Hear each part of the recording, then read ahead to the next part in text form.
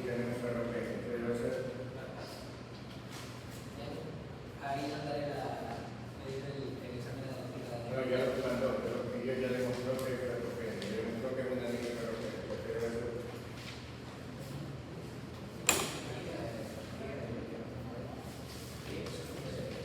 Dale hierro, muy bien. Entonces le damos hierro, poquita cantidad, durante mucho tiempo, es preferible dar mucho tiempo que dar mucha cantidad, ¿no? Vamos dando, por ejemplo, qué sé yo, 2 veces a la semana, hasta 4.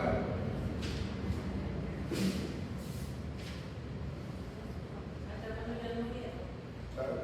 ¿Hasta cuándo? Entonces debemos tener hacer otro examen para ver si ya se recuperaron, ¿verdad? Entonces, supongamos que le hacemos un examen cada mes, por ejemplo, porque tampoco que se va a recuperar de aquí a mañana. Le hacemos un examen cada mes y va mejorando su nivel de hemoglobina, hematocrit. Una vez que vemos que ya llegaron a lo supuestamente normal, todavía tenemos que seguir dando por lo menos 1 mes o 2 meses más. ¿Verdad? Hay que llenar las reservas, además hay que ver si de verdad eso era lo máximo que puede llegar, etc., ¿no? Y una vez que hemos dado ya lo suficiente para corregir la ferropenia, otra vez tenemos que hacer el diagnóstico diferencial de anemia si es que el nivel no ha llegado todos los valores a lo normal, o sea, si es que no ha llegado no solo la hemoglobina, sino que no ha llegado también el volumen corpuscular, la hemoglobina corpuscular, todo tiene que haber llegado a lo normal. Si no llega a lo normal, tenemos que volver a hacer el diagnóstico diferencial. ¿Por qué? Porque la anemia ferropénica es muy frecuente. ¿Ya? Las otras anemias son más raras, pero como la anemia ferropénica es tan frecuente, no es raro que los pacientes tengan ferropenia y otra causa de anemia. ¿Ya? Entonces, ¿qué pasa? Que la ferropenia enmascara siempre la otra causa. ¿Sí?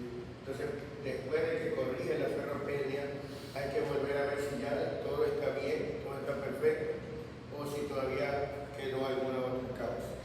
Porque mientras esté la ferropenia,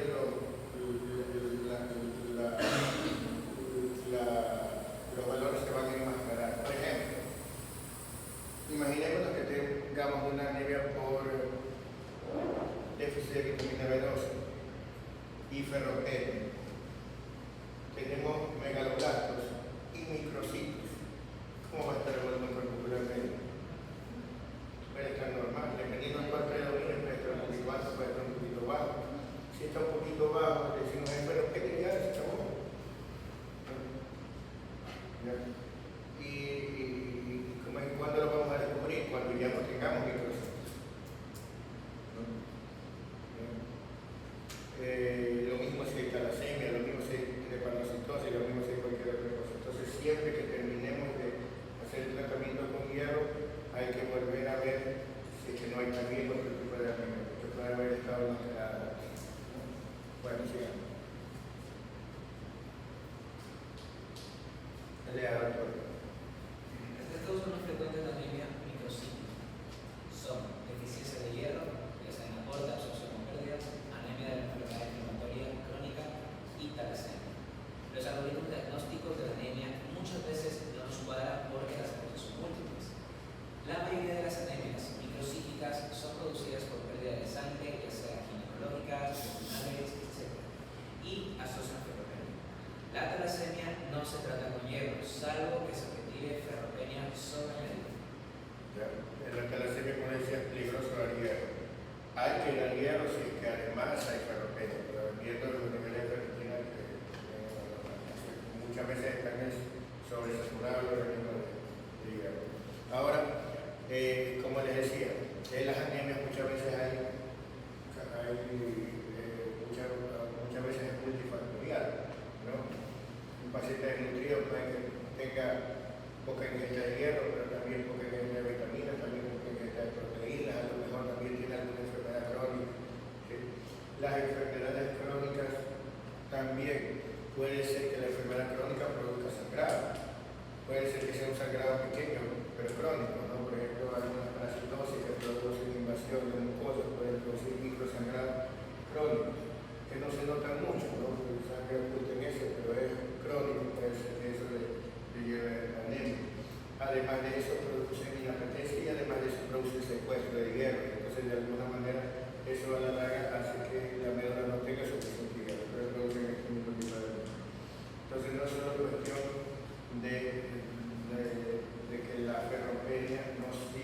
no necesariamente es por falta de higiene.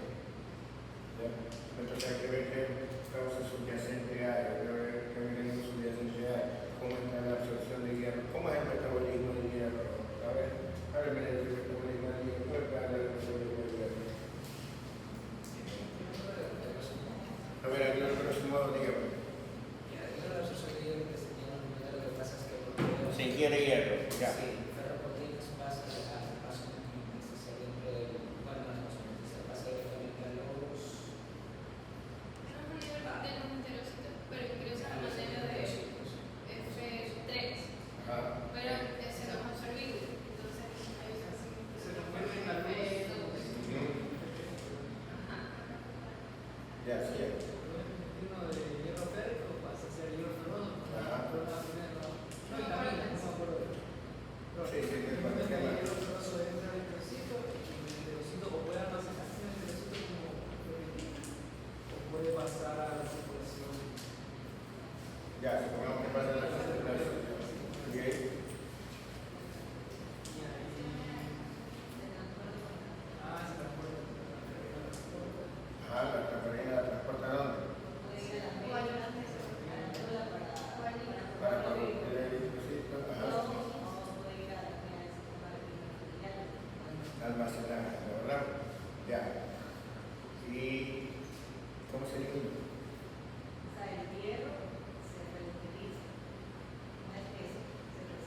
A ver, siempre estamos ingiriendo hierro. ¿Por qué no se acumula con el hierro? ¿Cómo se excreta el hierro?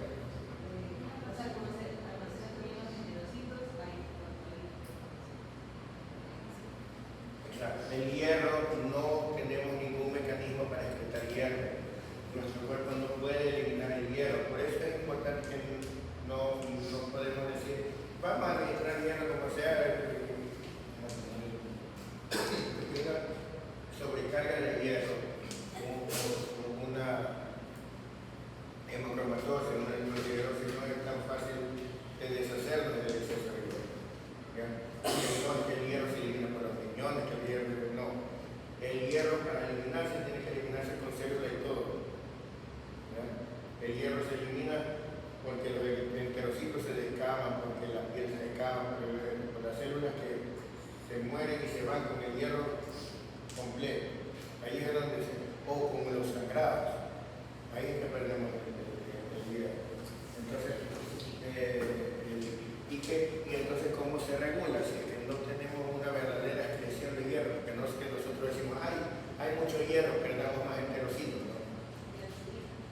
Exacto, a ver, ¿qué hace la epsilina?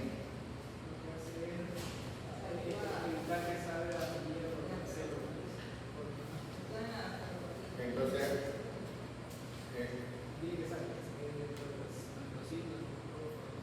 a ver, pero explícalo bien, porque así te digo. La insulina lo que hace es en los enterocitos puede disminuir la absorción o también puede retirar la ferroproteína para que no pase a la sangre.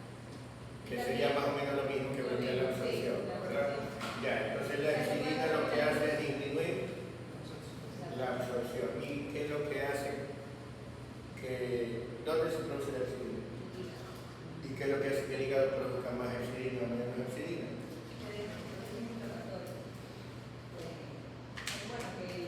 Normalmente, sí que hay proceso inflamatorio. La cantidad de hierro en los tejidos. La cantidad de hierro en la sangre. ¿Ya? Entonces, el único mecanismo regulador de hierro que tenemos es la epsilina prácticamente. ¿No, verdad? El único mecanismo realmente regulador, porque el resto es más o menos aleatorio. ¿No? ¿Ya? Bueno, entonces, ¿eso qué quiere decir? Que cuando hay un déficit de hierro, cuando hay realmente una ferropenia, el hierro se absorbe más rápido. Cuando no hay un déficit de hierro, el hierro se absorbe más lento. Normalmente se absorbe lento, o sea, siempre se absorbe lento, la cosa, a veces más lento y a veces más lento todavía. ¿No? A veces muy lento y a veces demasiado lento. Entonces, esa es la razón por la que no tiene sentido administrar grandes dosis de hierro, ¿no, verdad? Entonces, la dosis de hierro tiene que ser lo mínimo necesario en cada dosis, pero durante bastante tiempo, ¿no? Porque, ¿qué es lo que da una sobrecarga de hierro? Para una sobrecarga futura puede ser hasta que tengamos hemorragia digestiva, pero una sobrecarga normalmente lo que produce problemas gastrointestinales. La mayor parte de las veces es estreñimiento, pero a veces también produce diarrea, ¿no? En el paciente directo de la dosis. Bueno, sigamos. Vamos a hablar sobre antes de seguir con la leucocina. En las anemias tenemos también las anemias hemolíticas. ¿Ya vimos hemólisis cuando vimos ictericia o todavía no? ¿Cuándo vimos?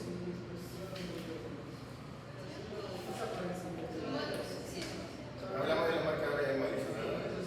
Sí, hablamos de qué significa cada uno de ellos. ¿No?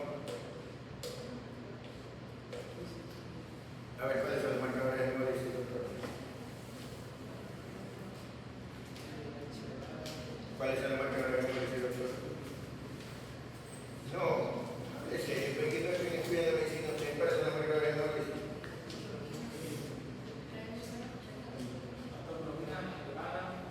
Hemoglobina baja. Bilirrubina indirecta elevada.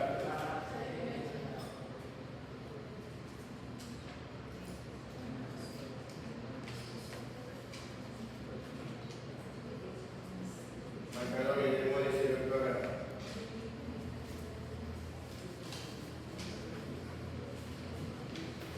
¿Cómo se va que tiene hemólisis alguien? LDH elevada. Ya bilirrubina elevada. ¿Qué más? Índice reticulocitario elevado.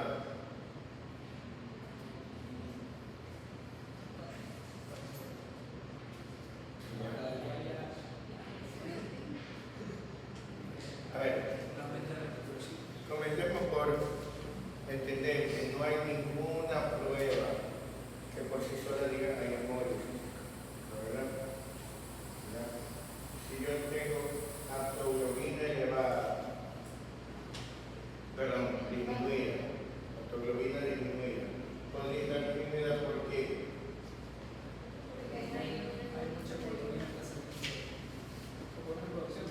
No, suponiendo que no es prehemólisis.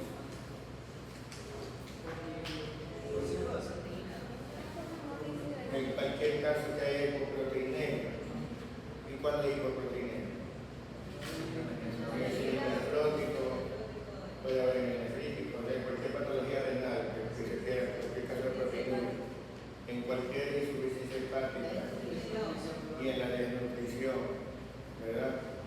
Entonces, en cualquier caso que estén disminuidas todas las proteínas, también puede estar disminuida la aptoglobina, que es una proteína, ¿verdad?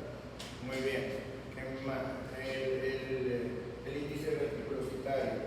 El índice de reticulocitario no nos indica si hay hemólisis o no. ¿Qué es lo que nos indica? Si la médula está desesperada produciendo glóbulos rojos, ¿no? Entonces, puede haber hemólisis, o sea, hiperhemólisis, hemólisis aumentada, el índice reticulocitario no está elevado.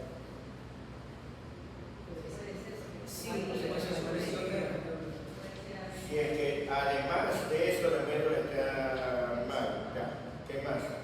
¿Y que está la médula bien?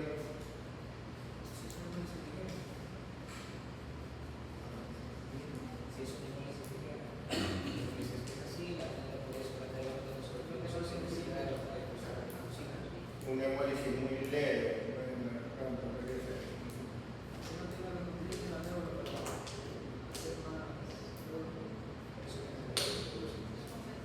Ya.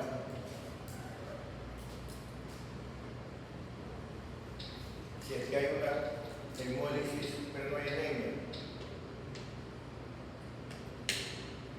Puede haber hemólisis aumentada en la policitemia, pues. El paciente con policitemia hace una hiperhemólisis que destruye ese exceso de glóbulo rojo. Pero si no hay anemia, al menos la máquina produce. ¿Ya? Eso pasa con los niños que nacen con polisistemia, con transfusión fetal, materno-fetal, algunas cosas de esas, nacen con un montón de glóbulos rojos y hacen una gran anemia, una gran hemólisis, con hiperbilirubinemia, con aumento del LDH, todo. Pero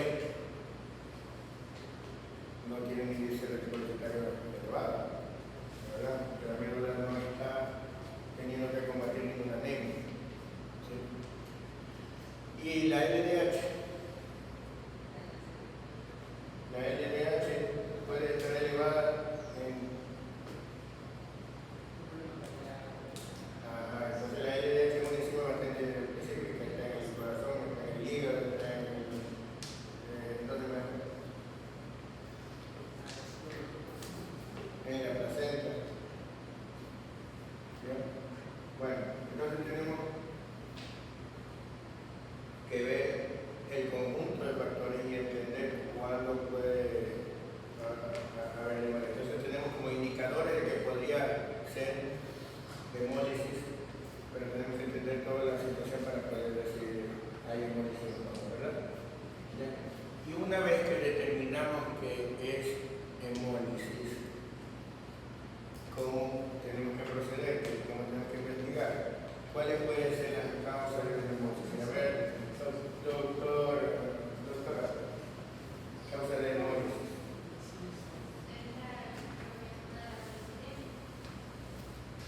A ver, primero que tenemos que diferenciar que hay hemólisis intravascular y hemólisis extravascular. Dígame, doctor, hemólisis extravascular, ¿cuándo puede haber, doctor? Okay. Hemólisis extravascular, ¿cuándo hay?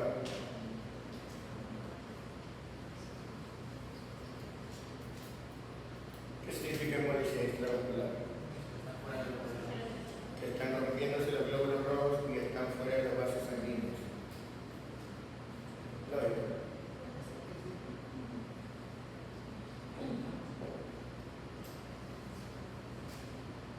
¿Cuándo hay glóbulos rojos fuera de los vasos sanguíneos?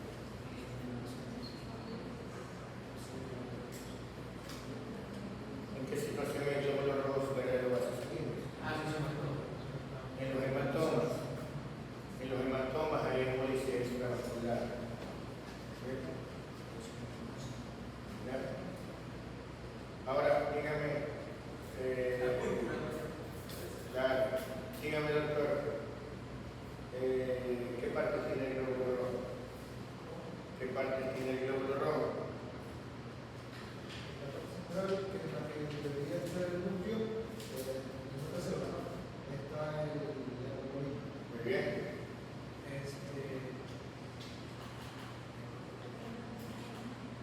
Parte de una célula.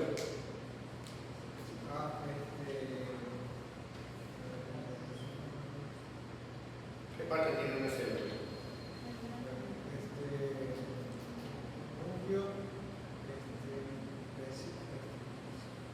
Ahí prima y estudio eso, digamos. la vacuola. ¿Qué vacuola? No, antes, ¿la vacuola está dentro de qué? No me van a nombrar todas las organelas, solo que tiene el nombre de la parte en general. Membrana, citoplasma y núcleo en cualquier célula. Aquí tendríamos que ver membrana, citoplasma y hemoglobina, ¿no es verdad? ¿Ya? Entonces, ¿por qué se podría romper un glóbulo rojo? Por dos razones.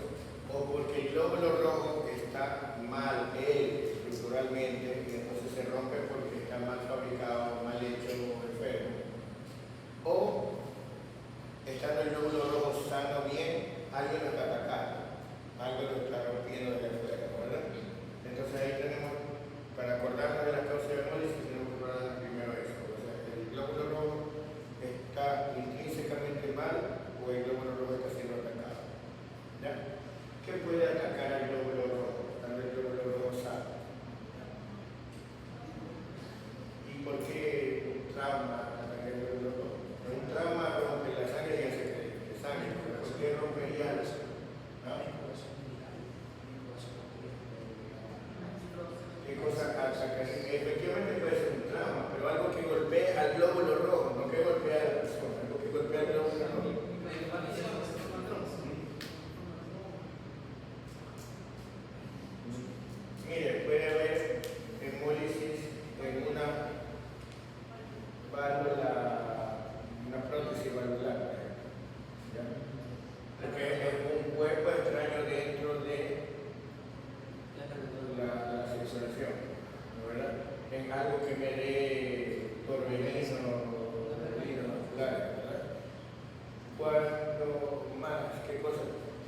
microangiopatías. ¿Ya? O sea, los vasos sanguíneos deformados, tortuosos, pueden hacer que el glóbulo rojo se choque contra las paredes y se destruya.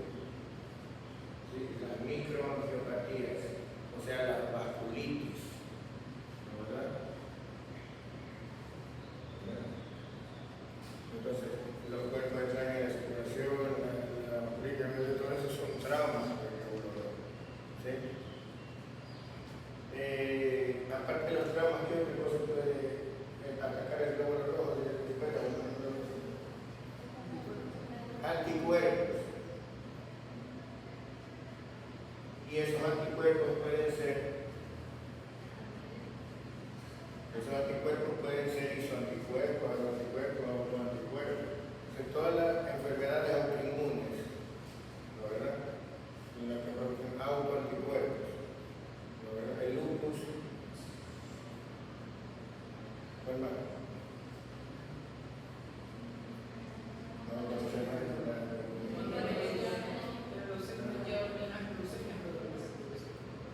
Bueno, ya, el fenómeno de autoinmunidad dentro de enfermedades que no son autoinmunes.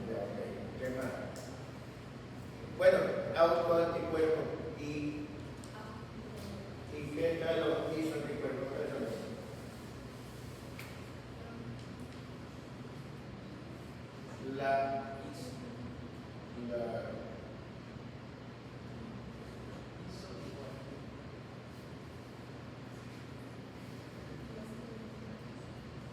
La incompatibilidad ABO, la incompatibilidad RH.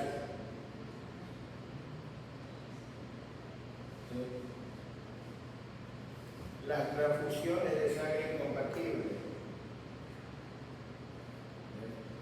Recuerden tener memoria simplemente porque se equivocaron y les pusieron sangre del tipo que no era.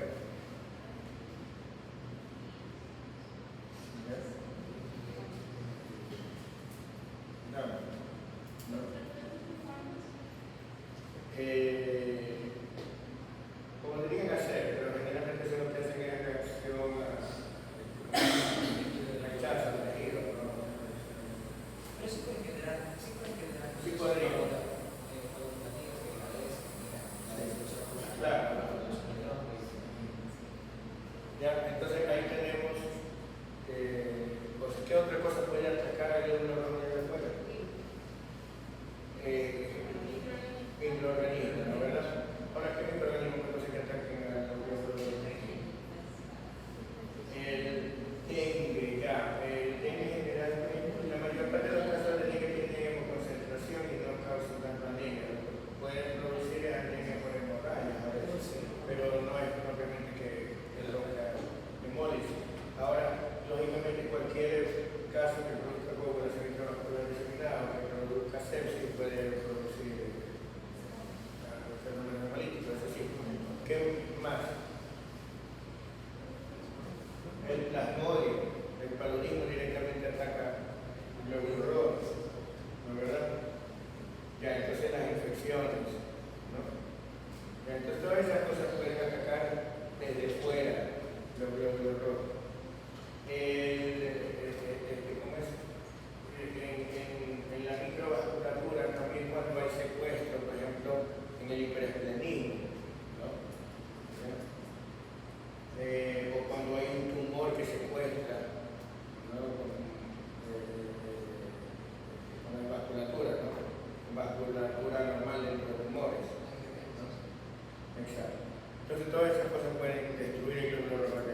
Ahora, ¿qué puede destruir el glóbulo rojo? Porque el glóbulo rojo es mal, porque puede estar mal. El glóbulo rojo tiene membrana, citoplasma y hemoglobina, entonces puede estar mal la membrana.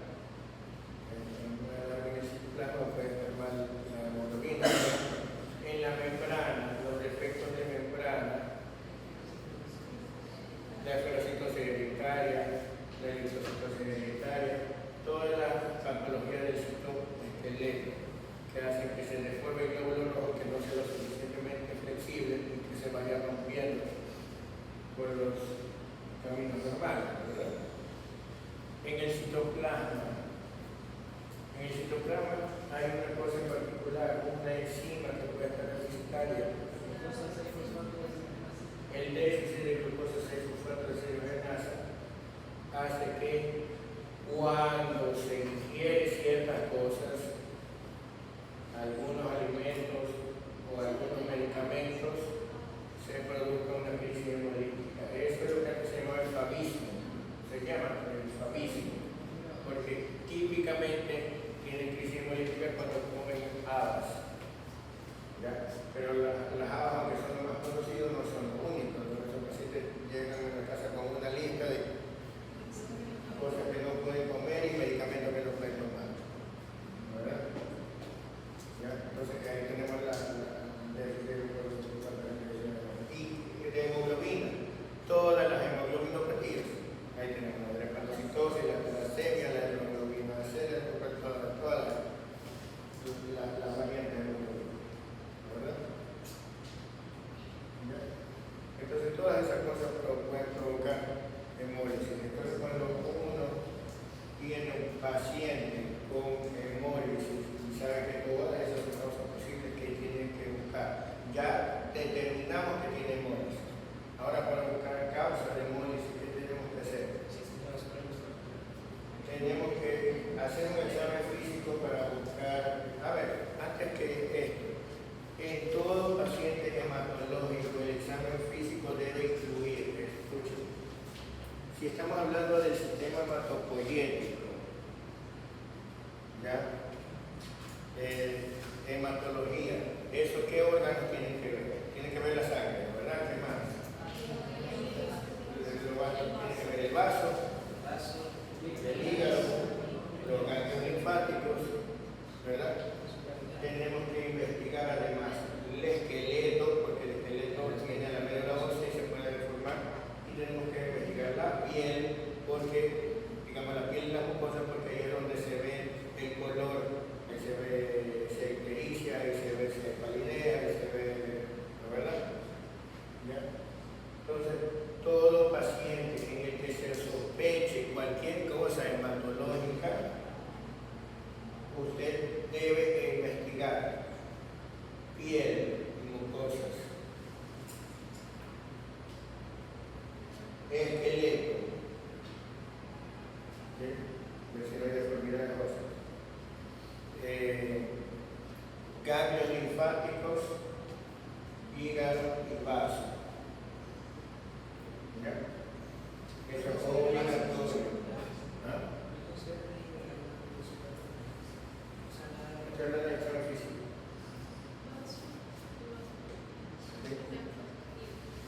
En examen físico es obligatorio en todo paciente que sospeche cualquier cosa hematológica, usted tiene que investigar piel, mucosas, hígado, vaso, ganglios linfáticos y los huesos. ¿Sí?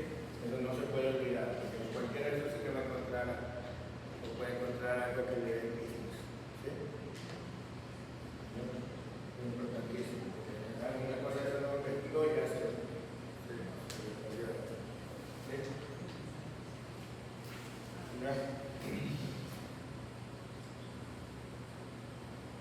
Otra cosa importante es que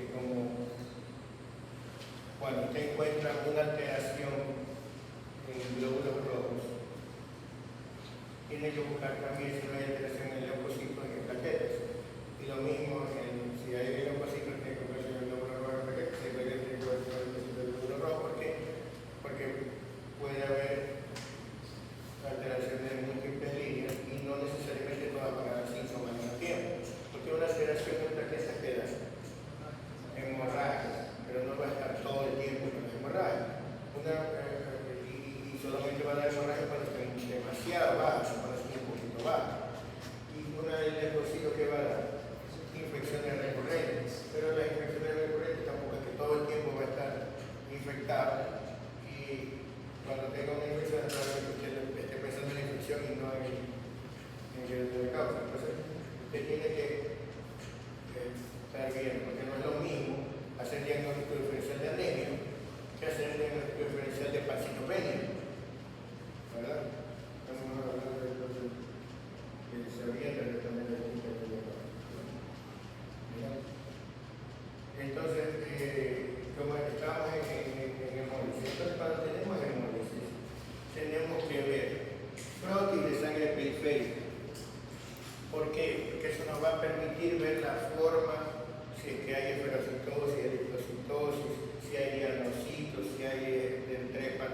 linfocitos, ¿sí? Todas esas cosas nos dan muchos datos importantísimos para el diagnóstico de lo que es el anemia, ¿verdad? Tenemos que ver qué es de humus, porque eso nos permite ver si hay anticuerpos, ¿ya? Salvo algunos casos en que los anticuerpos sí hay, pero están en títulos muy bajos y no sale positivo, pero la mayoría de las veces ya no dice si hay anticuerpos o no, ¿ya? ¿Sí? De acuerdo a estas cosas que son cruciales, vamos a orientar a ver si tenemos que hacer electroforesis en hemoglobina, que sospechamos una hemoglobina pasiva. Tenemos que ver si las infecciones, ¿ya? Entonces, si el paciente tiene un cuadro clínico compatible con infecciones, o sea, si tiene fiebre, si tiene alguna cosa de eso, tenemos que pedir los exámenes específicos para paludismo, porque para paludismo no te va a salir con un... ¿Qué tenemos que pedir para paludismo? Examen pide para paludismo, no me digan que es un cambio total. Nunca estudiaron paludismo ustedes.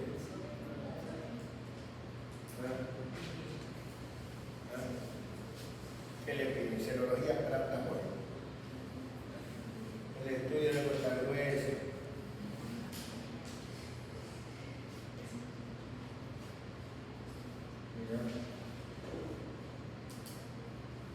Y hay que pedirlo durante la crisis febril. Me parece que el plasmóide no necesariamente todo el tiempo se lo ve. ¿No?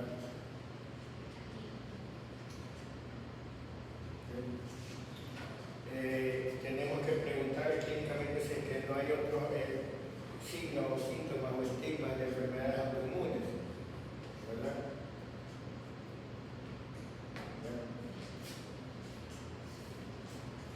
Y según eso, pues tendríamos que pedir las pruebas específicas, a ver si contesta que viene del lujo o de alguna otra cosa.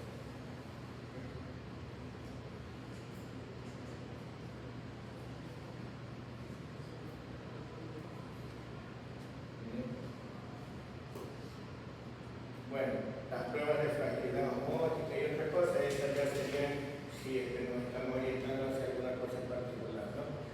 Entonces, así vemos que el estudio de las anemias hemolíticas. ¿Sí? Entonces, cuando tenemos un paciente con anemia, lo primero que tenemos que ver es si es microcítica, macrocítica o normocítica. Las normocíticas generalmente son las hemolíticas o las hemorrágicas, ¿verdad? ¿Por qué? Porque al perder, si el único problema es que se están perdiendo los glóbulos rojos, se supone que los que quedan son de tamaño normal, ¿no? ¿Ya? Ahora, hay anemias hemolíticas que producen microcitosis, que producen macrocitosis, pero cuando son normocíticas, las posibilidades generalmente son hemolítica o hemorrágica, ¿no? ¿Ya? Pero, si tenemos una normocítica, antes de simplemente ver hemolítica o hemorrágica, tenemos que ver otros datos en el estudio, porque acuérdense que nos dan un papel, una biometría simple en el que ya están puestos un montón de datos, ¿no? Ya está puesto volumen corpuscular, hemoglobina corpuscular, porque eso lo da la computadora automáticamente. Hay un dato importantísimo que tenemos que ver siempre, pero sobre todo si es normocítica. Tenemos que ver el ancho de distribución intraoccitaria. ¿Qué nos indica eso?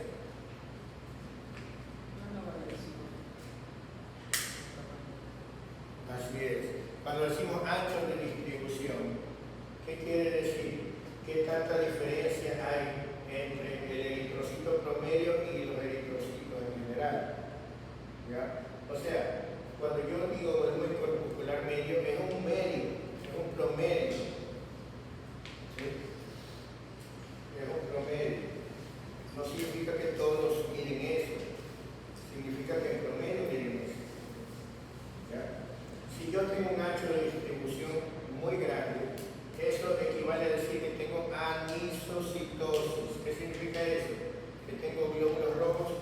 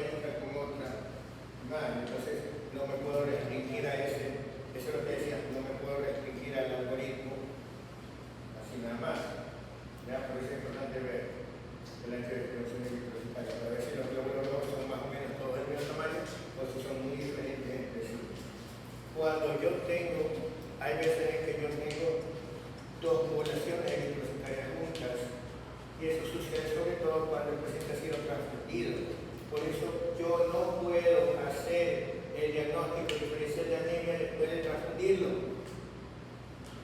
El paciente está tan grave que lo transfundieron entonces cuando le hago el examen de sangre, ¿qué le voy a encontrar?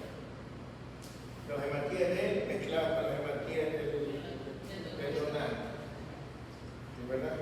Entonces, ¿cómo voy a hacer el diagnóstico diferencial? No puedo. Voy a tener que esperar un montón de tiempo hasta que destruye todo eso hematíes. Entonces, yo tengo, eso recuerden, tienen que tomar todas las muestras que vayan a tomar, tómenlas antes de transfundir. Si van a llamar al hematólogo, hagan un frotis y guárdenlo antes de transfundir. Si van a pedir o guarden una muestra para poder hacer el examen de esto, porque si lo van a transfundir, ya ahí se les preguntó el estudio de la anemia hasta después de los 4 meses. ¿Estamos claros? Bueno.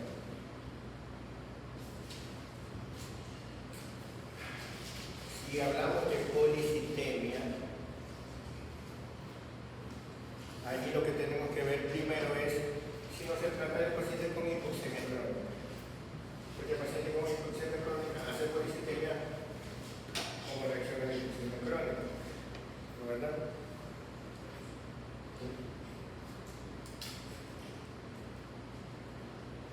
La otra cosa que tenemos que ver es que los pacientes que no tienen policitemia sino que están en un concentrado, si le tomaron la muestra estando deshidratado, o si el paciente tiene dengue, por ejemplo, y está haciendo extravasación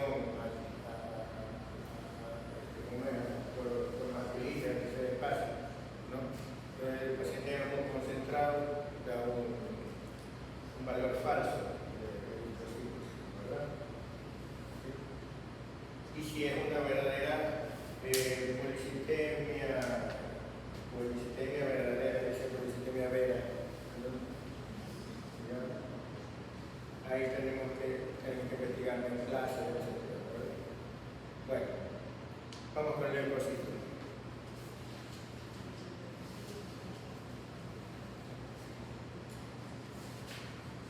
Muy bien, ya hablamos entonces de los tipos de leucocitos, ¿no verdad?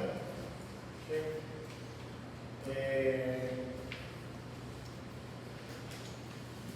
Cuando están elevados se llama leucocitosis, cuando están disminuidos se llama leucopenia. Muy bien, entonces, doctor, cuando están ausentes los granulocitos, ¿cómo se llama?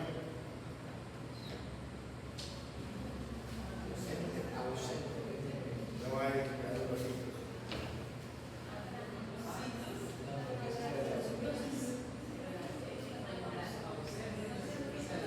Granulocitosis. Paciente de 7 años que viene con cuadro clínico de una faringitis.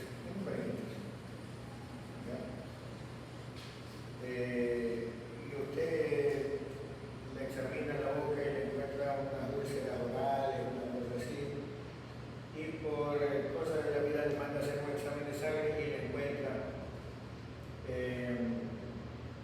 qué sé yo, 2.000 leucocitos, 100% de linfocitos.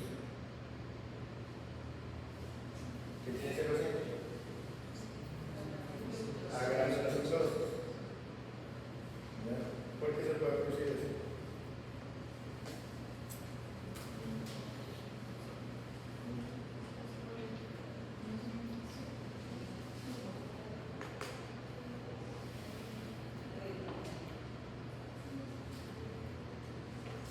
La granulocitosis era un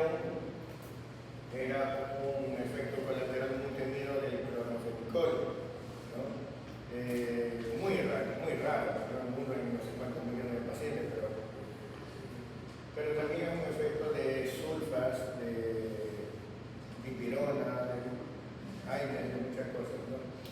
Rarísimo, pero es posible y no hay manera de verlo. Entonces hay un paciente que tomó metamisol, hace granulocitosis, le tocó la lotería ¿qué podemos hacer? Pero así lo va a reconocer usted, porque el paciente viene con una infección. ¿Por qué viene con una infección? El problema es que cuando le hace el examen de laboratorio le encuentra que no hay nada de esto, nada, ni uno. ¿Ya? Ese paciente, lógicamente, está inmunocomprometido y es grave y se puede morir. Usted lo tiene que tener aislado, darle antibióticos de amplio espectro y esperar a quien sabe cuándo que se recupere espontáneamente la médula, si es que lo hace, si no se muere. ¿No, verdad? ¿Ya?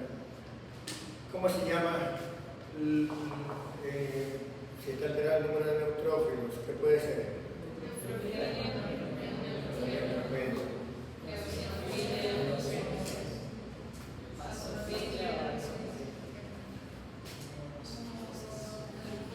Ya, monocitofilia, ¿no? Monocitosis, monocitopenia,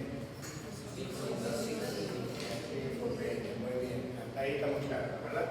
Ahora, aquí es donde empiezan a hacerse bolas, cuando decimos que es absoluta o relativa.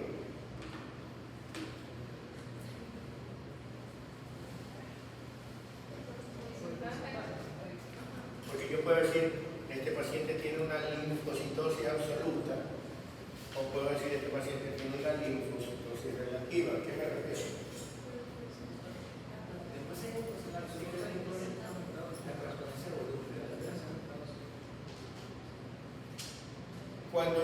Cuando a mí me dan el valor del linfocito, ¿cómo me lo dan? ¿En qué unidades? Muchas veces me lo dan en porcentaje. A veces me dan los valores absolutos. Actualmente dan las dos, ¿no? ¿Ya?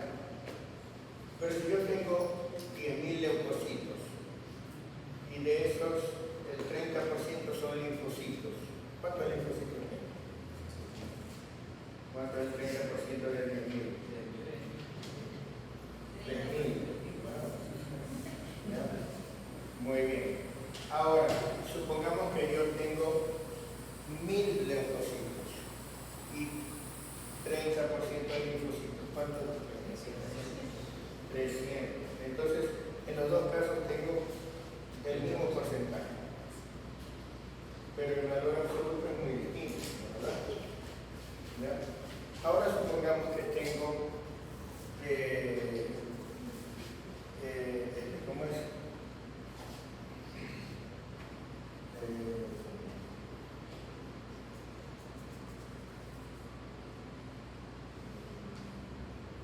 A ver, decía, tenía 10.000 leucocitos y 30%, entonces tengo 3.000. Ahora supongamos que yo tengo 6.000 leucocitos y tengo 50% de linfocitos. Tengo los mismos 3.000, ¿no, verdad? Y si yo tengo 4.000 leucocitos y 75% de linfocitos, tengo los mismos 3.000. Entonces, ¿qué pasa? Que yo puedo tener porcentajes diferentes y sin embargo mi número de linfocitos sigue siendo el mismo. ¿Ya? Entonces, cuando yo hablo de porcentaje, eso es relativo, ¿verdad? Cuando yo digo el número, eso es absoluto. Tengo 3.000 leucocitos por milímetro cúbico. Pero cuánto tengo de porcentaje no depende solo del número de linfocitos, sino también depende de los demás. ¿No es así? Entonces, si yo solo me fijo en números absolutos, puede ser que yo esté cometiendo un error. Pero en número relativo, si solo me fijo en el porcentaje, puede ser que esté cometiendo errores que no son importantes.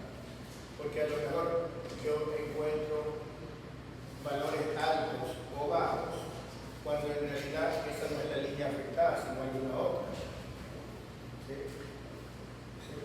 Por ejemplo, yo puedo tener un número, una neutropenia grave y creer que lo que tengo es linfocitosis. ¿Ya? Porque el número proporcionalmente de linfocitos me va a salir elevado, pero lo que tengo no es linfocitosis, lo que tengo es neutropenia, ¿verdad?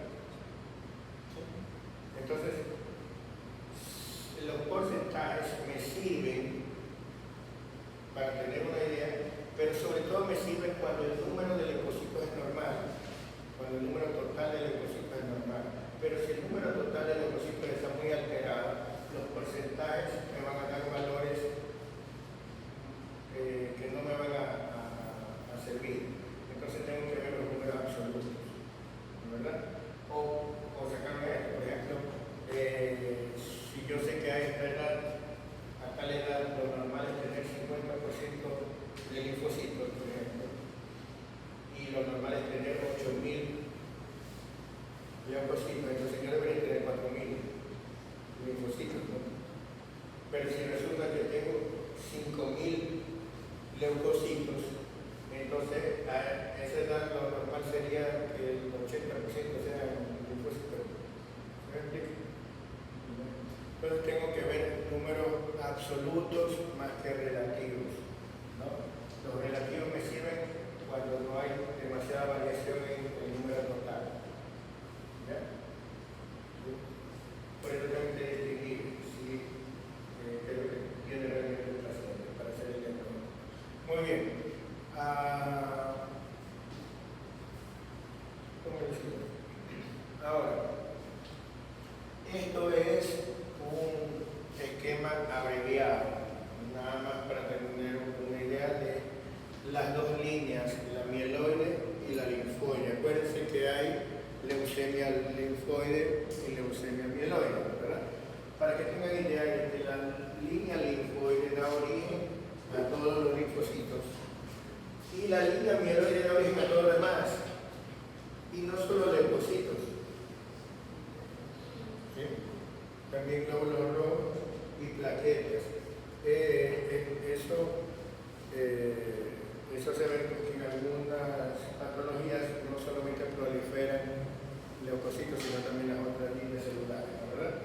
Entonces, de la célula madre mieloide, lógicamente que de aquí nos hemos saltado un solo paso acá, pero ya está todo lo que hemos visto, ¿verdad? Y lo mismo acá, también nos hemos saltado pasos. Pero de aquí pasamos a mieloblastos y de aquí a los diferentes tipos de granulocitos. ¿Y por qué no están los monocitos ahí?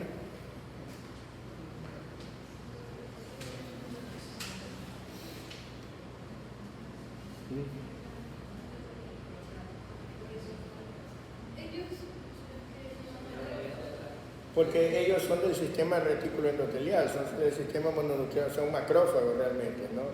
¿Ya? Es así como en el encéfalo decimos la falsa neuroglia, bueno, aquí es la falsa sangre. Ya, sigamos.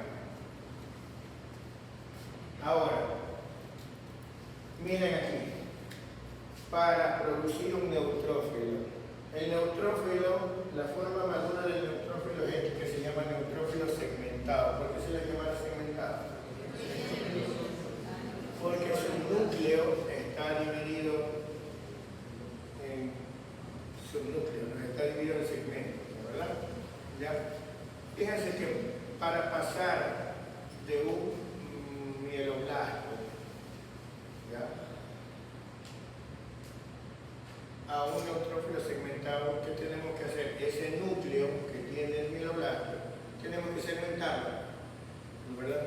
Tenemos que partirlo. Para partirlo, primero tenemos que celularlo. ¿Ya? Hay que estirarlo, doblarlo e ir quitándole grosor a esto hasta que se convierta en esto, ¿verdad? Miren, eso quiere decir que la forma inmadura justo antes de esto es la que tiene el núcleo doblado. Por eso es que se lo llama neutrófilo encallado, ¿verdad? Se acuerdan del callado de la hora, ¿no? Callado con Y, no es que no habla, sino que ¿sí? Callado, ¿qué es un callado? Un callado es un bastón, es un callado.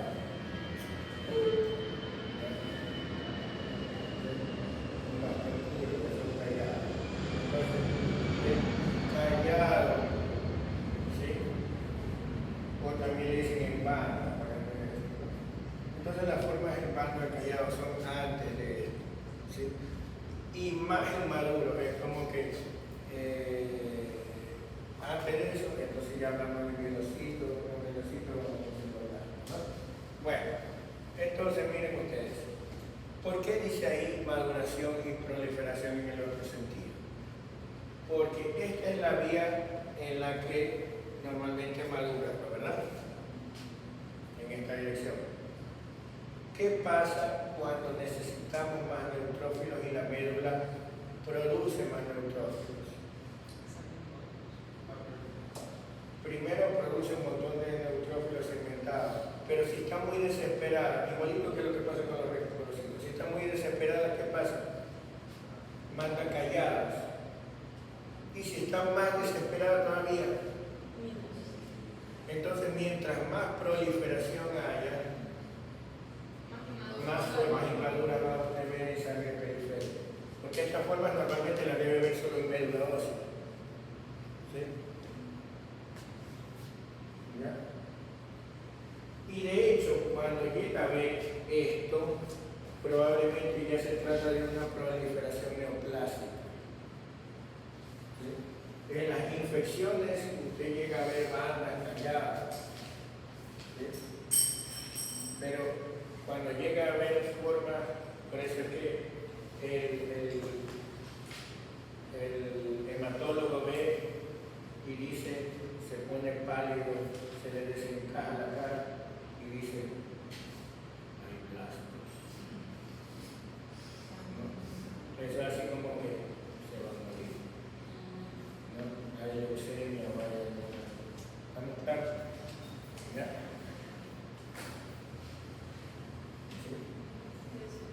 O recuerda, no hay blastos. ¿Ya? ¿Estamos claros, no?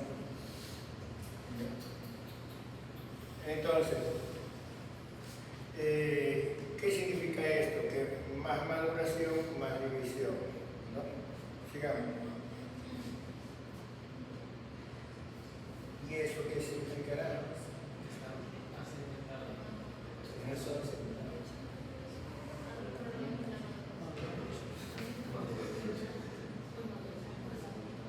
Ya está bien maduro, ¿no? Casi que podría. Efectivamente, los neutrófilos hipersegmentados son los neutrófilos viejos, los neutrófilos que llevan demasiado tiempo en circulación. ¿Sí? ¿Ya? Efectivamente, en sangre periférica siguen madurando. En sangre periférica se segmentan cada vez más. ¿Sí? Normalmente se mueren antes de ser hipersegmentados, pero pueden llegar a ser hipersegmentados.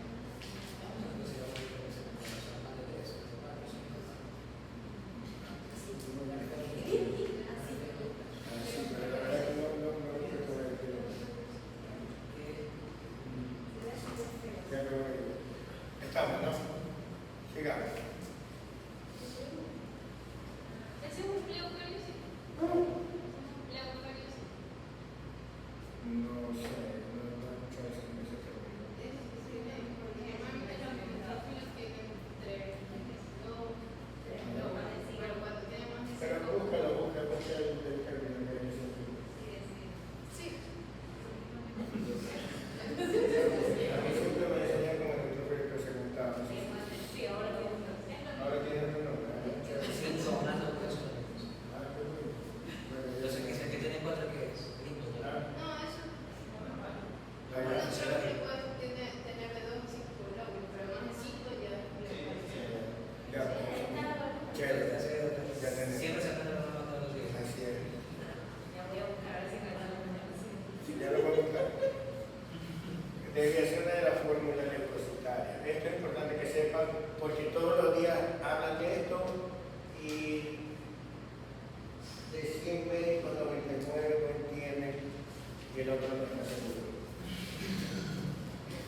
¿Ya? Hablan como sea de desviación a la izquierda, desviación a la derecha de la fórmula. ¿Sí? Cuando decimos el hemograma, hablamos del hemograma de la fórmula leucocitaria, decimos que hay leucocitosis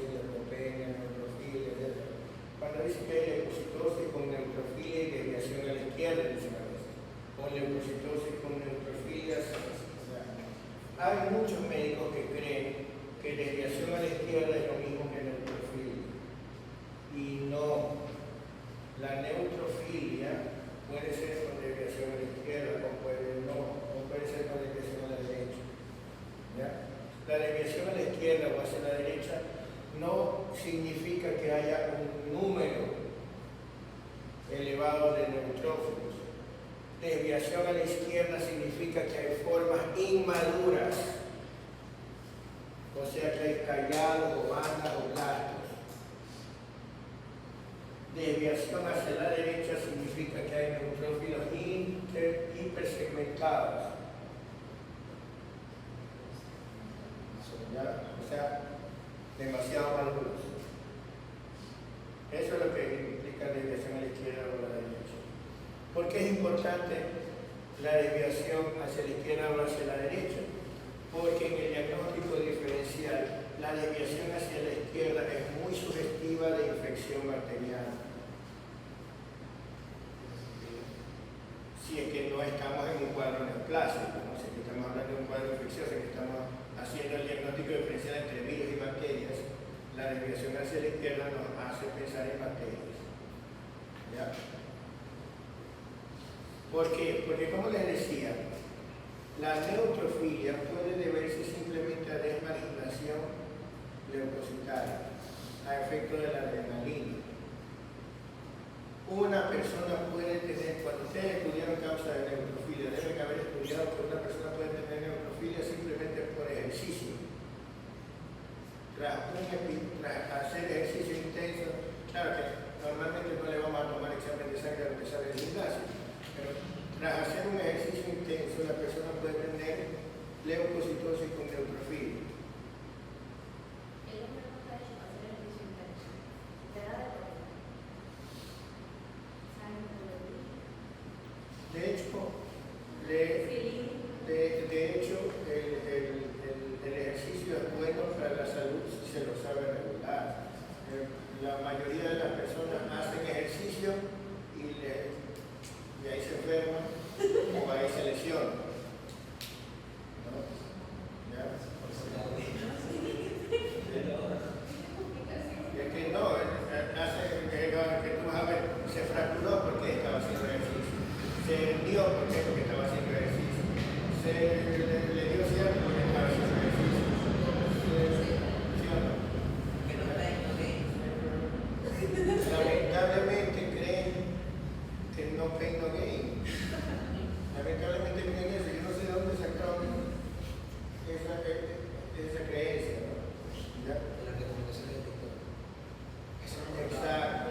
¿Ya? Entonces, como obtienen sus consejos de TikTok,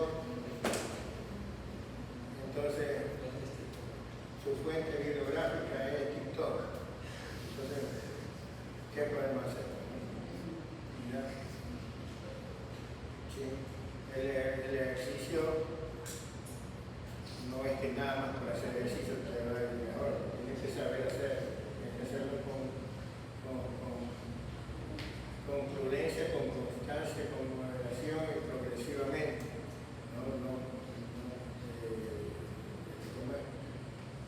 De la manera correcta, con la técnica correcta, porque si no, lo que van a hacer es lesionarse. ¿Sí? ¿Ya? Tengo más gente enferma por hacer ejercicio que la que está enferma por no hacerlo.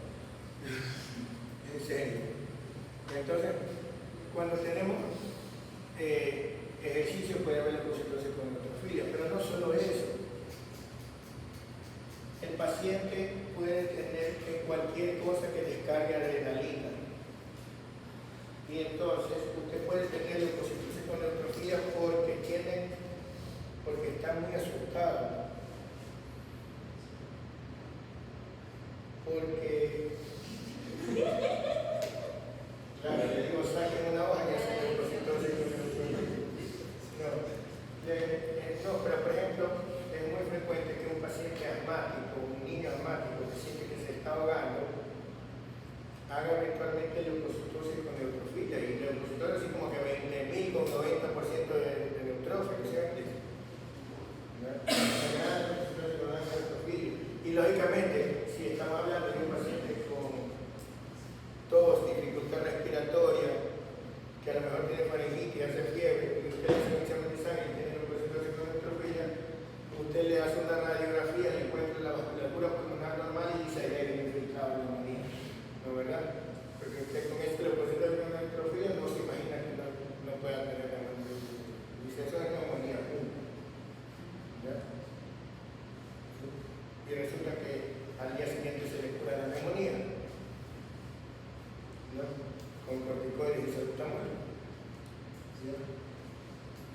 Y cuando el paciente tiene convulsiones, sobre todo si son convulsiones tónico-crónicas generalizadas, pueden hacer una descarga de adrenalina y durante varias horas tener todavía leucocitosis con neutrofilo. ¿Sí? Una descarga autonómica. Entonces, estos pacientes, si ustedes van a tomar, y eso sin contar con que todas las infecciones, antes de saber cuál es el germen, el cuerpo lo primero que hace es mandar neutrófilos. Pero ¿cómo hace para mandar neutrófilos el primer día? ¿Usted cree que la médula ósea es capaz de producir un montón de neutrófilos en unas horas? No. Lo que hace es desmarginarlos, lo que ya tiene. Ella los tiene para eso, los tiene de reserva. Entonces el paciente puede tener dengue, puede tener diarrea por rotavirus, puede tener varicela, puede tener cualquier infección viral y hace leucocitosis con neutrofilia, pero lo hace el primer día. A veces hasta el segundo día. ¿Sí? Solamente hasta que reconoce que se trata de un virus y entonces ahí cambia, se produce lo que se llama el viraje de la fórmula. ¿Sí? Por eso, si un paciente viene y le dice que el paciente lleva 12 horas con fiebre, ni se tome la molestia de hacerle un examen de sangre para ver si tiene leucocitosis, a menos que quiera ver otra cosa. Pero para ver si es hígado bacteriano, ni se tome la molestia de tomarla porque le va a dar un valor que no le va a servir. Antes de que, para que usted sepa si es viral o bacteriano, el cuerpo tiene que saberlo primero. En un día no lo sabe todavía.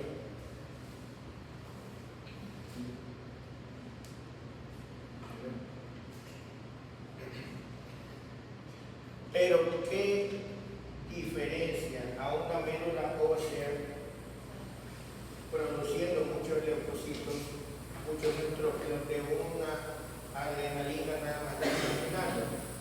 Que si la médula ósea está desesperada, si lanza calladas. En cambio, los marginados son neutrófilos maduros. ¿Ya?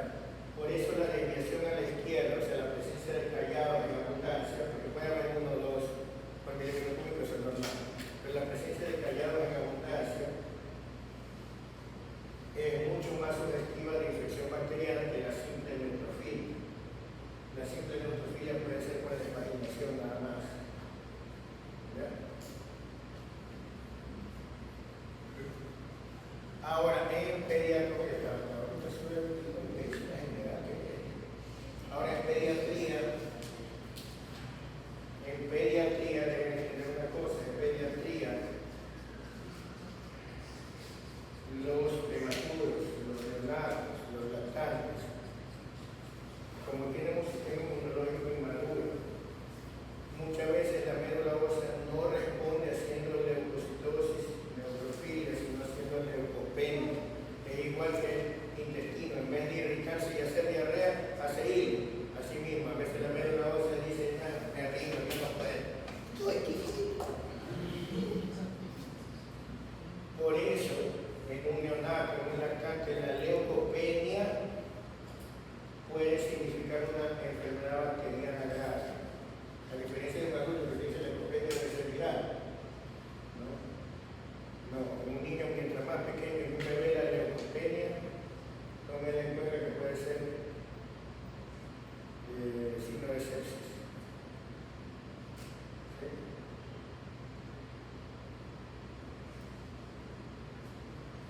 Bueno, cuando la desviación es hacia la izquierda, entonces hablamos de una neutrofilia con desviación a la izquierda, pero esta desviación a su vez puede ser reactiva o patológica. ¿Qué significa esto? Hay una infección y la médula está desesperada produciendo leucocitos, o no hay una infección sino una neoplasia y la médula se alocó y empezó a producir demasiados leucocitos de forma inmadura. Esa es la diferencia.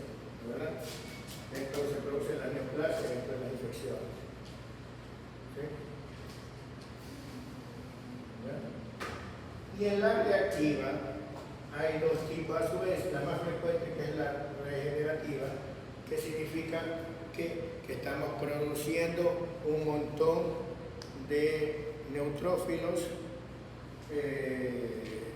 ¿cómo es? Y estamos, como no bastan los que alcanzamos a formar, entonces mandamos a los inmaduros, estamos mandando a los niños a la guerra, ¿no? Cuando todavía no están terminados de formar, esa es una regenerativa. Pero también puede ser que la infección está matando a los neutrófilos maduros, ¿no? Y entonces la proporción de inmaduros aumenta. ¿Me explica? ¿Ah? La proporción de inmaduros. De inmaduros aumenta, ¿pero por qué? Porque los maduros se están muriendo. ¿Ya? ¿Sí? Entonces ahí decimos que hay una desviación a la izquierda, pero es degenerativo. Bueno, sigamos. Otra cosa que nos hace sugerir fuertemente una infección bacteriana es esto, la presencia de granulaciones tóxicas en los neutrófilos, ¿no? ¿Qué son granulaciones tóxicas? Si ven esos puntos negros que están en el citoplasma, ¿eso qué significa? Significa que son vacuolas digestivas. O sea, significa que el neutrófilo ya ha fagocitado, como que dice, son pedazos de bacteria dentro del neutrófilo. ¿Sí? Restos celulares a pedazos de bacteria, también son muy sugestivas de infecciones bacterianas. ¿Sí? ¿Ya? Significa que el neutrófilo está activo fagocitando. ¿Ya? Y otra cosa más, ¿sí? Las vacuolas tóxicas o el citoplasma vacuolado, si ven que parece que tuviera agujeros en el citoplasma, ¿verdad? ¿Ya? Significa lo mismo, solo que ya se han eliminado los organismos interiores, ¿no? ¿Ya? Entonces, estos son signos indirectos que le debe reportar el que le hace el examen, porque se supone que no solamente lo ponen en la máquina, sino que también lo examinan en el microscopio. ¿No? ¿Ah?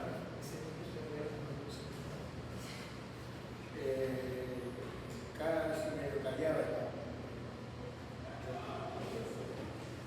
Entonces eso indica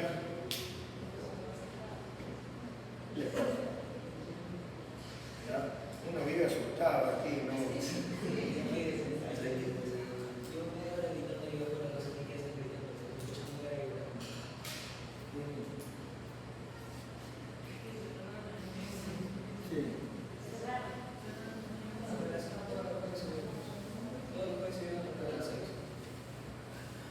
No, pero si yo tuviera armas, me daría que a veces subir al toque.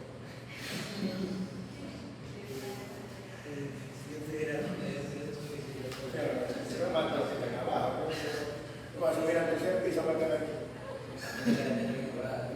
No. Ya llevo con niña de fuerza.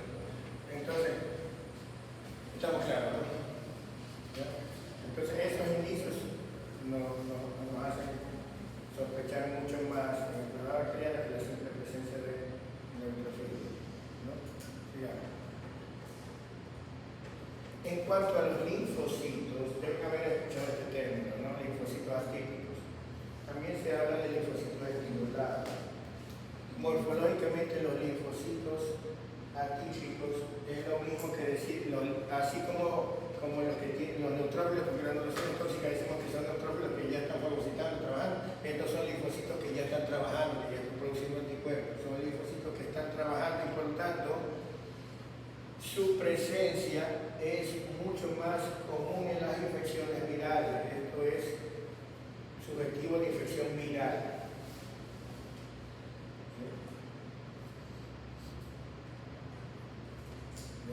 Acuérdense que son característicos, por ejemplo, de la mononucleosis infecciosa, etc. Muy bien, hasta aquí los linfocitos. Ahora vamos a ver la placa.